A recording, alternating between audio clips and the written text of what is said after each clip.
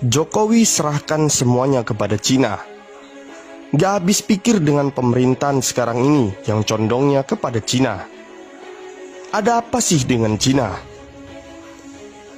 Semua harus Cina.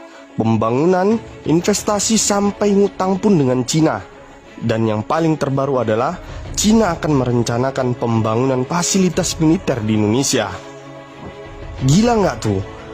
Bayangin, negara kita bisa saja diintai oleh para militer Cina, baik secara ekonomi, politik, dan ketahanan negara.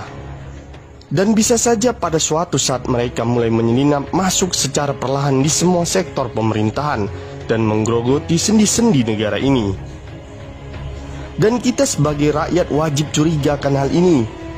Dan sepantasnya kita harus bersiap jika hal yang tidak diinginkan akan terjadi di negeri ini. Sebagai salah satu contoh yang nyata adalah Sri Lanka, yang harus rela dan menangis menyerahkan pelabuhan strategisnya kepada Cina pada tahun 2017 silam, karena mereka tidak dapat melunasi utangnya kepada perusahaan-perusahaan Cina. Kejadian itu adalah salah satu contoh bagaimana negara-negara yang berutang kepada Cina dapat memaksa negara yang berutang dengan mereka untuk menandatangani atau menyetujui wilayah nasional mereka diambil alih jika mereka tidak dapat membayar utang atau tidak dapat memenuhi kewajiban kepada negara tirai bambu tersebut. Hal tersebut dijuluki strategi diplomasi perangkap utang. Ngeri nggak? Bisa dibayangkan jika pemerintah terus menambah utangnya dengan Cina. Bisa saja hal yang terjadi pada Sri Lanka akan terjadi juga pada negeri kita ini. Para ekonom senior dan para pakar politik baik dalam negeri maupun luar negeri sudah mengingatkan akan bahayanya jebakan Cina dalam bentuk utang. Kekhawatiran besar Indonesia terjebak utang Cina sebenarnya sudah ramai diingatkan pada Jokowi sejak periode pertama hingga saat ini. Karena Indonesia saat ini juga berada di dalam tahapan jebakan tersebut. Sejak terpilihnya jadi presiden sejak 2014 lalu, faktanya Jokowi hanya terfokus pada pembangunan infrastruktur. Dengan misinya ini Jokowi tak segan-segan menggandeng Cina sebagai investornya. Dan dari sinilah awal mula Cina menjadi penguasa utang di Indonesia. Dan dari sini jugalah Cina mulai memasang perangkap-perangkap di negeri ini. Kita bisa lihat sekarang ini, lalu lalang TK Cina semakin riuh di berbagai daerah. Di saat rakyat di PHK dan disuruh di rumah aja, TK Cina dengan entengnya mereka keluar masuk dan mendapatkan pekerjaan dengan berpenghasilan yang besar di negeri ini. Ini membuktikan bahwa Cina hari ini mulai menguasai sektor pekerjaan di negeri ini.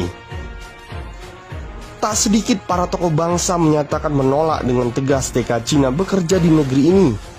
Dan bahkan mereka menyebutkan bahwa Jokowi antek Cina.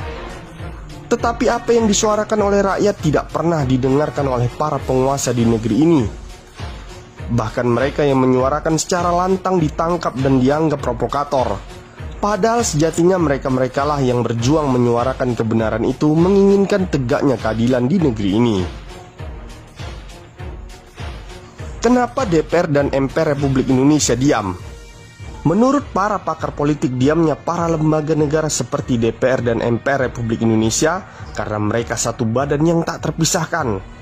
Maka tak akan ada yang berani menentang hal tersebut, terkecuali parpol-parpol oposisi yang memang selalu menentang kebijakan-kebijakan yang ngawur dari rezim ini. Selain angka investasi dan utang yang terus meroket, Peraturan Presiden Nomor 20 Tahun 2018 tentang penggunaan tenaga kerja asing yang langsung ditandatangani oleh Presiden Joko Widodo atau Jokowi Maret lalu juga menimbulkan kontroversi di tengah publik. Sebab kebijakan tersebut dianggap memberikan kelonggaran para pekerja asing khususnya Cina untuk merebut pasar kerja lokal. Dan tak terkecuali dengan perusahaan BPJS Kesehatan yang hari ini kita bisa lihat sedang diambang kemelaratan dan kehancuran. Dan dengan gampangnya, pemerintahan Jokowi mulai melirik kembali negara tirai bambu untuk mengatasinya. Kesimpulannya adalah, apa yang menjadi masalah di negeri ini solusinya hanya Cina.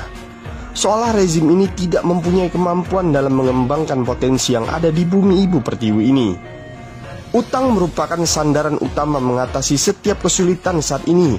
Dan jika sandaran itu tumbang atau dicabut oleh pemiliknya, maka tunggulah kehancuran negeri ini.